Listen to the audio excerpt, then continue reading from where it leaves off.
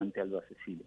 La otra cosa que es muy importante y que yo creo que llevó a que, digamos, se pensara en Venezuela, porque esto también tiene que ver con los contextos, es que es muy claro que en Venezuela hay una situación todavía muy crítica en materia de derechos humanos, en los derechos, digamos, clásicos, y por eso tenemos esta supervisión de la Misión Internacional de Determinación de Hechos, de la Oficina del Alto Comisionado, pero también una situación muy grave en materia de derechos económicos, sociales, ambientales, que se expresan en los datos muy serios de pobreza, de personas en necesidad de salud, educación, acceso a alimentos. Así que creo que es como esa doble Sí, reconocimiento, sí, ¿no? sí, sí. Representados en este premio. Sin duda. Feliciano, hablabas tú pues que estos premios no se logran sin la participación de todo un movimiento. Hacías referencia a que dedicabas este premio a 10 ONG globales en Venezuela, al movimiento de derechos humanos en Venezuela, al liderazgo de la mujer, de los jóvenes que lideran también muchos grupos que trabajan en pro de los derechos humanos. ¿Cómo cómo hiciste para lograr que esto traspasara las fronteras?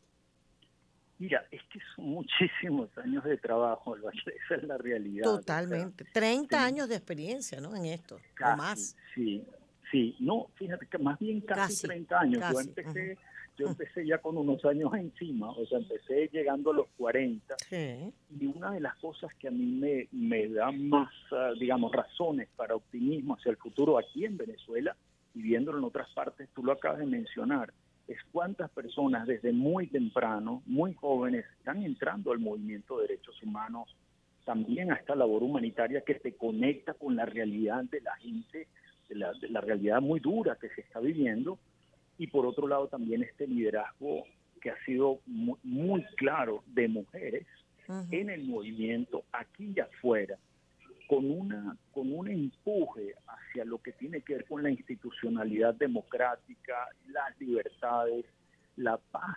Es decir, estos ambientes donde hay situaciones de violencia, al final, de nuevo, hacen muchísimo daño a la vida de la mayoría de las personas.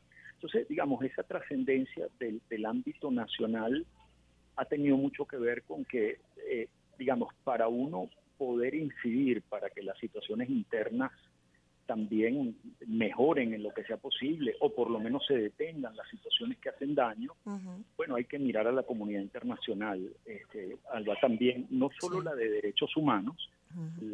el sistema interamericano, el sistema universal, también desde el punto de vista, digamos, de órganos políticos, o sea, pensar que en una situación como la actual, por ejemplo, poder mandar mensajes al gobierno de Colombia, al gobierno de Brasil, que son cercanos al gobierno venezolano y que pueden contribuir también a reenrumbar las cosas, el conflicto político que está a la raíz de todos los daños. Así que Total. creo que sí, ese esfuerzo de hacer visible lo que pasa dentro de nuestro país, fuera de nuestra frontera, también ha tenido, digamos, ha sido visto ya desde Ujú. hace tiempo, porque el jurado estuvo Human Rights Watch, Amnistía Internacional, la Organización Mundial contra la Tortura, que al Imagínate. final, sí, creo que de allí Qué viene belleza. mucho de esa, sí, de Ujú, esa ujú. mirada hacia Venezuela, pues, ¿no? Sin duda.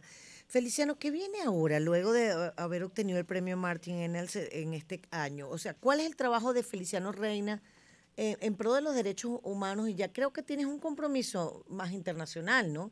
¿Y qué vendría siendo? ¿Y cómo se va a visualizar, a ponerle rostro a ese compromiso?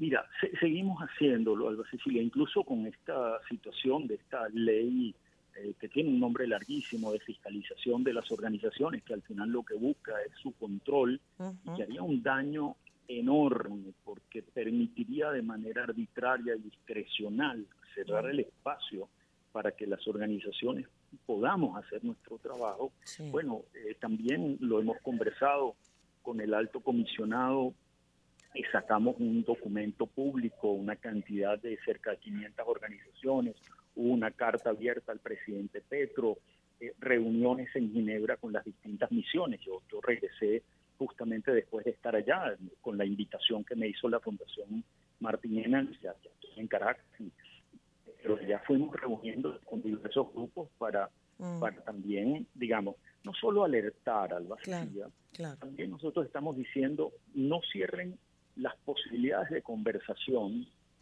y de ir empujando hacia, de nuevo, soluciones para el conflicto político, porque nos hace falta a todos en el país. Es decir, realmente el daño, sobre todo en términos de eso, de pobreza, de desigualdad, es tan grande que tenemos que empujar con todas las posibilidades a la mano para que esta situación cese y Claro. podamos ir hacia una situación distinta en el país, Sin ¿no? duda, que nos toca a todos. Además, Sí, Feliciano, muchas gracias. Un placer haberte tenido con nosotros en la doble vuelta. Lástima que Toto no estuvo con nosotros hoy, que estaba también muy pendiente de conversar contigo, de mandarte un abrazo, de felicitarte, de decirte que estamos orgullosos de tu trabajo.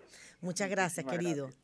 Un beso, gracias. Muchas gracias. Feliciano Reina, defensor de derechos humanos, presidente de la Asociación Civil Acción Solidaria en Venezuela y ganador del premio Martin Ennals 2023. Vamos a hacer una